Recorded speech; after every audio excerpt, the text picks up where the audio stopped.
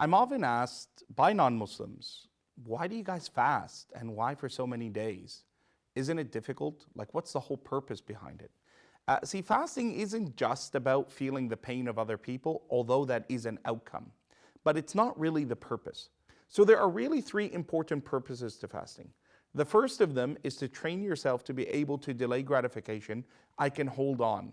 Even if it's something that I want, I can restrict myself long enough to be able to maximize it and to enjoy it more. You know, the word Ramadan, it comes from the concept of ramad, scarcity.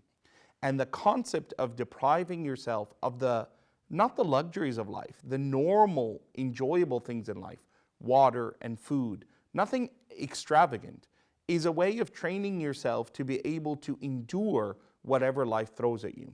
I'm able to govern my emotions. I'm able to sequester some of the things that I desire out of life that may not be best for me. And if I can hold back myself from a cup of water, I can certainly hold myself back from the things that are impermissible. And that's the second element. It's that to train you that you can overcome your challenges. If you're a smoker, if you're a drinker, you know, if there's something that you know that is in excess in your life, if your eyes are infected with pornography, it's a way for you to say, hold on a second. I can restrict myself from the normal things in life, from things that my body needs as nutrients and elements, from the water that is a necessity of life. I can actually hold back on that.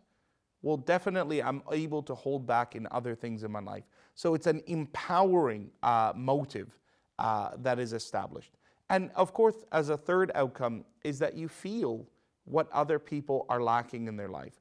And it makes you much more altruistic and much more connected to everyone around you, not just here. One of the things I think, in Australia and in countries that have been blessed, like the one that we live in today, is that we forget that the majority of the world is actually hungry. The majority of the world do not have secure water resources. The majority of the world, the majority of the countries of the world are getting to a point where food and the scarcity of it could drive them into war and sectarian violence. And all of these are kind of things that you see in and around us in the geopolitical situation.